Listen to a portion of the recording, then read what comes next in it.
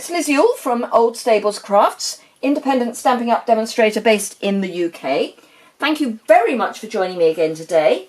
Today we have got another Case the Catalogue project, and this is my version of, let me find it, we're on page 128, and this is my inspiration.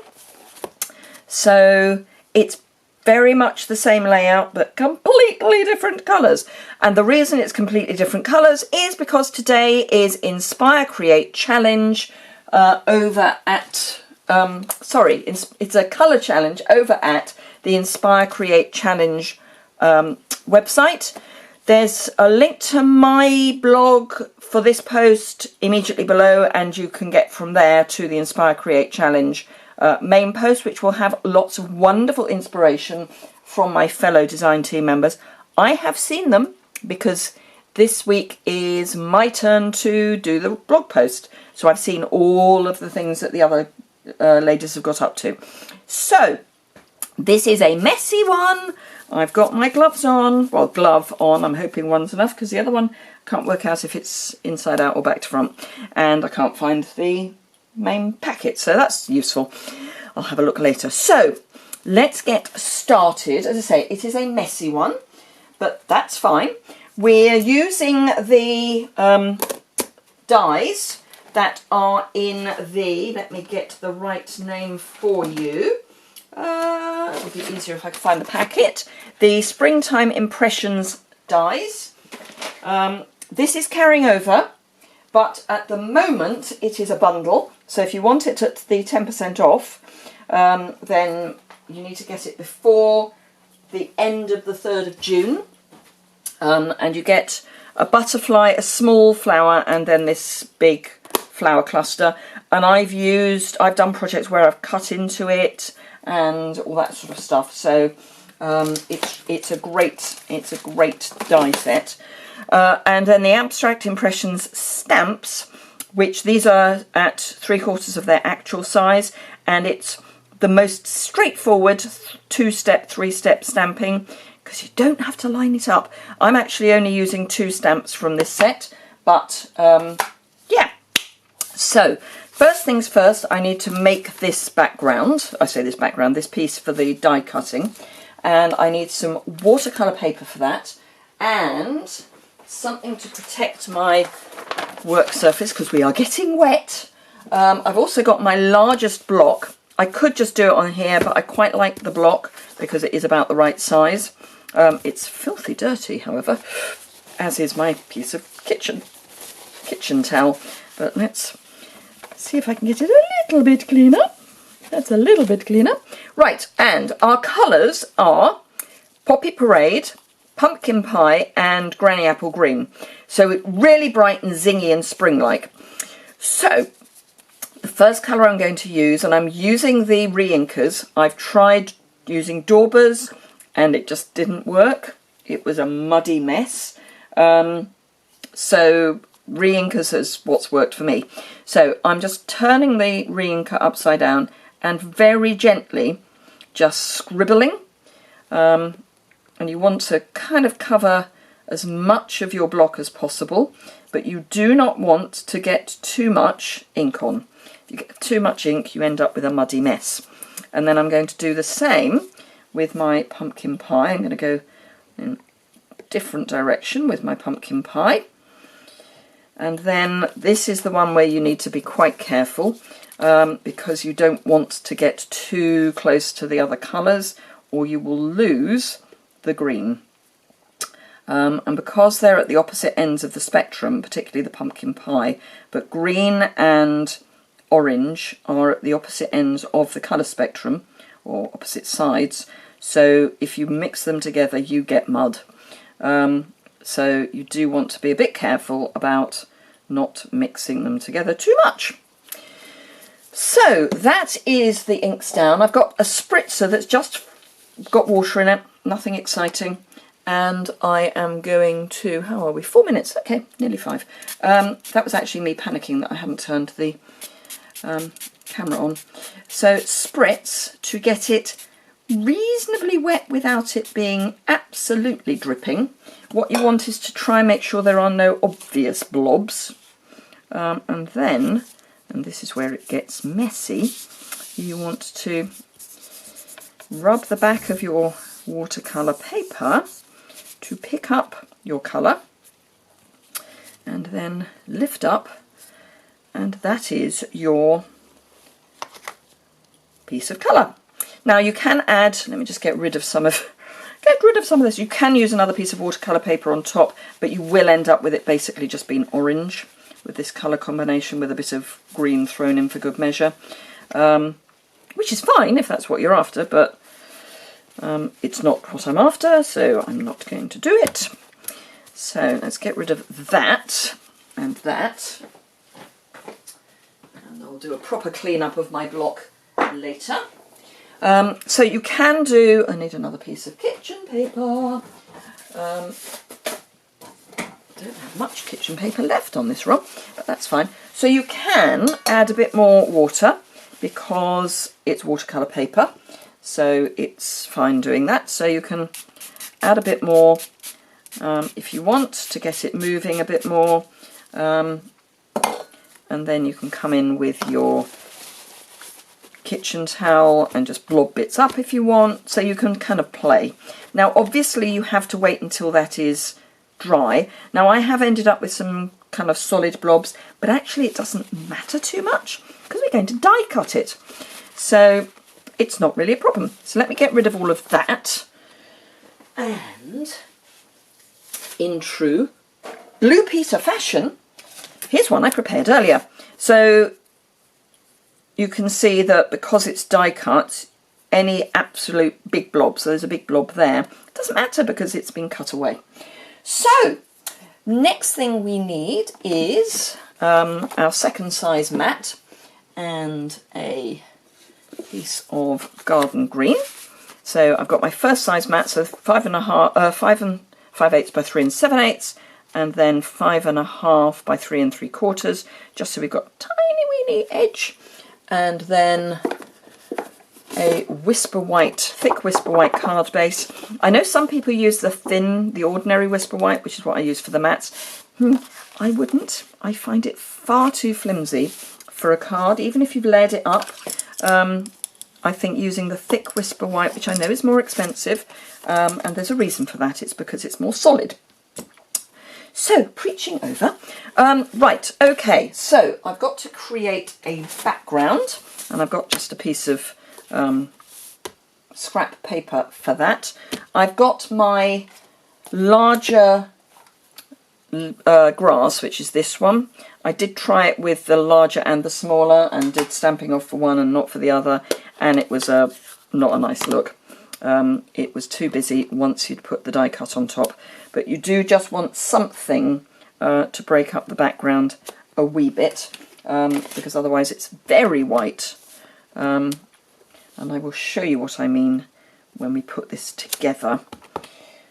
So stamp off, and I'm literally just doing a bit of a triangle, so it's a definite triangle coming up. And then get rid of that. I probably need to re-ink that soon. Oh, I'm going to need it again. So what I mean is, if we put that on there, that gives quite a nice background. If you turn over, that is a bit stark for me. It's personal choice, but for me that's nicer.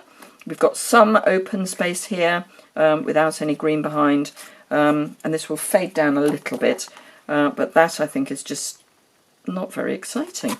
Whereas that's a bit nicer, and because we're going to then mat it onto the Granny Apple Green, it will pull it through. So the only other thing we need to do is to stamp our greeting, and I'm going to give you a sneak peek of a new product. Well, you've already had the sneak peek, you may not know it, but you have already had the sneak peek. So I've got, again, Kindness Changes Everything, which I'm going to ink up, because I'm getting a bit of a bald patch in the middle. I'm going to make sure it's not in the bald patch. And stamp, and there is our Kindness Changes Everything. And then I very carefully, there it is.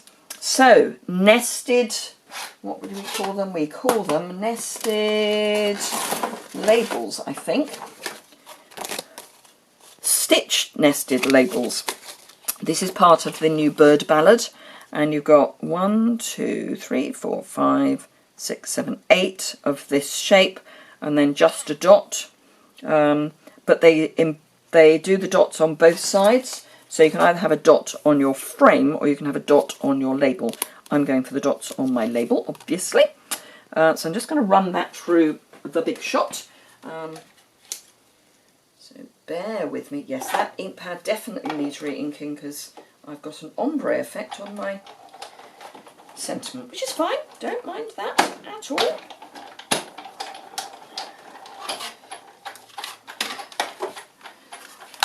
So there we go. And you can see we've got the stitches around the outside as well. They nest brilliantly, as all our nested dies do. So there we go. Okay, so we don't need that, we don't need that. We don't need anything much else. Oh yes, we need our silicone mat, and there it is, my gluey sponge, which I haven't used for ages, and I suddenly remembered it because it's brilliant for things like the die cut that we've got. So just pop some glue on your silicone mat, and with your gluey stamping sponge, and mine is labelled glue, and I keep it in a little pot, which means I can just reuse it whenever I want. So just pop that on your silicone mat and splodge, which is of course a technical term, splodge glue over the back of your die cut. Oop. Try not to rip it in the process, and then pop it, let's get rid of that, pop it on here. Now it will be slightly large, which is absolutely fine. So it's going to overhang the edges a little bit, but that's fine because the card is smaller. Now this, once it's dry, you can just peel it off, just rub it off. Let's put that back in there. So yes, it's a really quick, easy clean up. Just wait until the glue is dry and then just roll it off the silicone mat. So let's grab some glue and just scribble across the back. And I mean just scribble. Just make sure you get your sides and top. And pick that up. The thing to do with your glue is if the nib is touching the cardstock, you're going to not use too much. If you try and put your glue on from a height, you're going to end up using too much. But it's much, much easier if you just scribble across the back. And it's easier to show you on this because this is a colour. So scribble. Whereas if I was doing it from up here, I'd get blobs. So you want to, scribbling is good. You really don't need too much. And as in, certainly in Europe at the moment, there is a bit of a shortage of Tombow for us. It's on back order. You want to preserve what you've got. Right, so that is nicely stuck on. And then we've just got to do our ribbon. I've pre-cut my ribbon, and all I'm going to do is fold it in half, and then I'm going to attach it at a sort of jaunty angle with some tear and tape. And I'm just tearing a bit and turn over my ribbon and attach it to the back, and then just remove the backing, hold body and soul together because it is, you know, just two bits of ribbon, pop it at a jaunty angle. Then I want some dimensionals for the back of my label.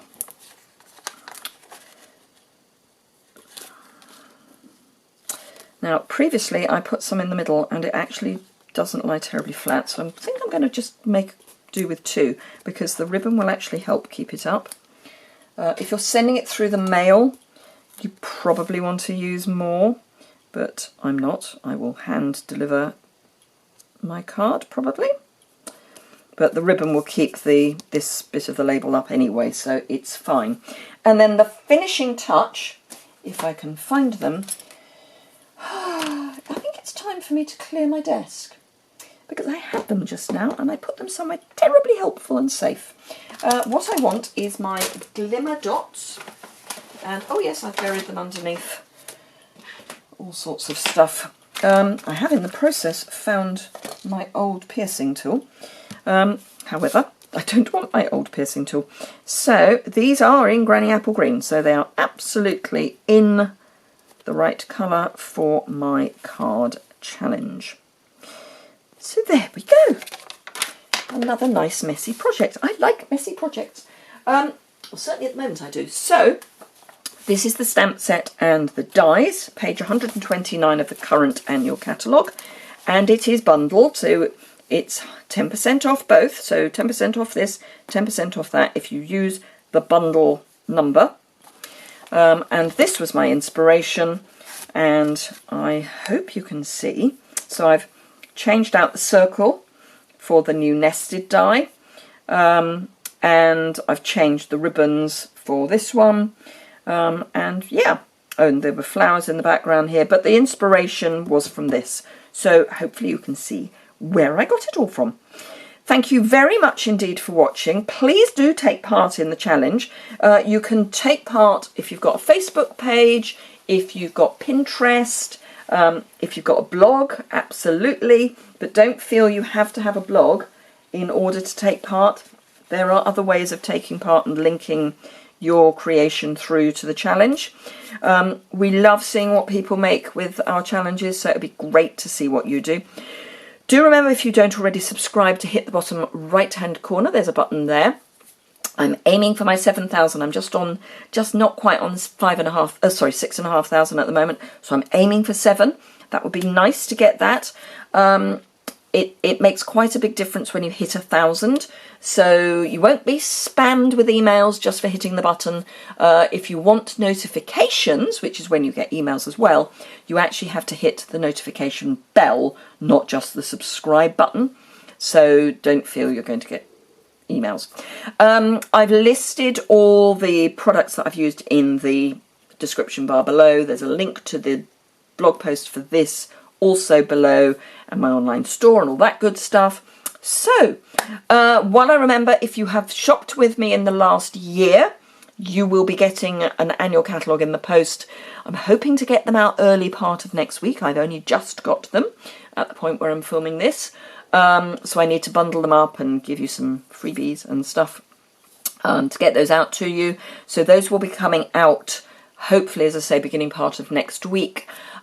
If you would like a free catalogue and you want to be at the head of the queue for those, if you do shop with me in, where are we, May, I will, and you haven't shopped with me before in the last year, I will get a catalogue out to you as well.